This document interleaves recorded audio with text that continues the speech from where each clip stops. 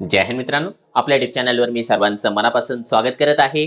आजच्या या व्हिडिओच्या माध्यमातून आपण टीईटी परीक्षा जी आता झालेली आहे त्याचा एक प्रश्न रद्द करण्यात आलेला आहे। त्यानंतर आता पासिंगचा क्रायटेरिया काय असणार, तो नेमका प्रश्न कोणता आहे आणि याचा जो अंतिम निकाल आहे टीईटीचा तो कधी लागणार आहे, त्याविषयी आपण सविस्तर पद्धतीने माहिती या व्हिडिओच्या माध्यमातून जाणून घेणार आहोत। परंतु तत्पूर्वी आपण जर चॅनलवर नवीन असाल तर आमचे चॅनल सबस्क्राइब करा, साइडचा जे बेल आयकॉन आहे त्याला देखील प्रेस करा, जेणेकरून शिक्षक भरतीच्या संदर्भामधल्या कोणत्याही माहितीची अपडेट आपल्याकडून मिस होणार नाही। चला तर मित्रांनो, आपण वेळ वाया न घालवता बघूया ती महत्त्वाची माहिती। बघा, आजच्या तारखेला जे आहे एक महाराष्ट्र राज्य परीक्षा परिषद पुणे यांच्या वतीने शुद्धीपत्रक देण्यात आलेलं आहे आणि या शुद्धीपत्रकामध्ये काही गोष्टी सांगण्यात आलेल्या आहेत। बघा, यामध्ये काय सांगितलंय की महाराष्ट्र राज्य परीक्षा परिषदेतर्फे 23 नोव्हेंबर 2025 ला जी कोणती परीक्षा घेण्यात आली होती, पेपर 1 असेल किंवा पेपर 2 असेल, याची जी परीक्षा घेण्यात आली होती त्याच्या संदर्भामध्ये अंतरिम निकाल डिक्लेअर करण्यात आलेला आहे ऑलरेडी।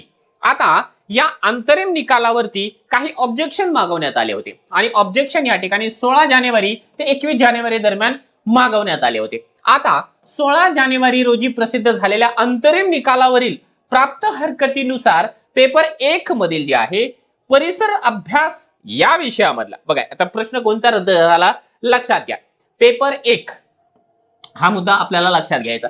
पेपर 1 मधला जो परिसर अभ्यास आहे, परिसर अभ्यास या विषयामधला जो सेट कोड आहे ए मधला 147 नंबरचा प्रश्न, संच बी मधला 142 नंबरचा प्रश्न आणि संच सी मधला 137 नंबरचा आणि शेवटचं संच डी मधला 132 नंबरचा प्रश्न। तुम्ही म्हणाल सर 1 2 3 4 प्रश्न रद्द झाले का? नाही, 4 नाही, एकच प्रश्न। वेगवेगळ्या सेटमध्ये तो प्रश्न वेगवेगळ्या नंबरला असणार आहे ना, म्हणून असं दाखवलेलं आहे। आता या प्रश्नाबाबत आक्षेप प्राप्त झाल्याने तज्ञ किंवा आमची जी समीक्षकांची टीम आहे त्यांच्या अभिप्रायानुसार सदर प्रश्न रद्द करण्यात येत आहे व त्यानुसार अंतिम निकाल प्रसिद्ध करण्यात येईल याची संबंधित सर्व उमेदवार किंवा परीक्षार्थींनी नोंद घ्यायची आहे।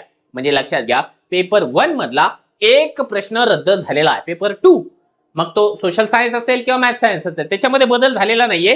पेपर 1 मधला एक प्रश्न रद्द झालेला आहे आणि त्या रद्द झालेल्या प्रश्नानुसारच आता अंतिम उत्तर सूची प्रसिद्ध होणार आहे। आता अंतिम उत्तर सूचीमध्ये एक गोष्ट लक्षात घ्या की पासिंगचा क्रायटेरिया काय असेल। बघा, आता काय होईल, जे कॅटेगरीचे उमेदवार आहे लक्षात घ्या, आता नेमका काय सिनेरिओ क्रिएट होणार आहे या ठिकाणी। बघा, आता एक प्रश्न रद्द झाला म्हणजे 149 पैकी कॅटेगरी वाल्यांना जे आहे 55% आणि ओपन वाल्यांना 60%, 149 मार्कांपैकी। मग आता कॅटेगरी वाल्यांना किती मार्क्स या ठिकाणी घ्यावे लागतील, तर कॅटेगरी वाले जर का 82 मार्क घेणारे उमेदवार असेल तर ते उमेदवार या ठिकाणी पास असतील आणि जे उमेदवार या ठिकाणी ओपन कॅटेगरीशी बिलॉंग करतात त्यांना 89 मार्क जरी मिळालेले असतील तरी देखील हे उमेदवार या ठिकाणी पास होणार आहे। तर लक्षात घ्या, तो जो प्रश्न रद्द झालेला आहे तो प्रश्न याच्यामध्ये इन्क्लूड नसायला पाहिजे, याच्यापेक्षा बाहेर असायला पाहिजे।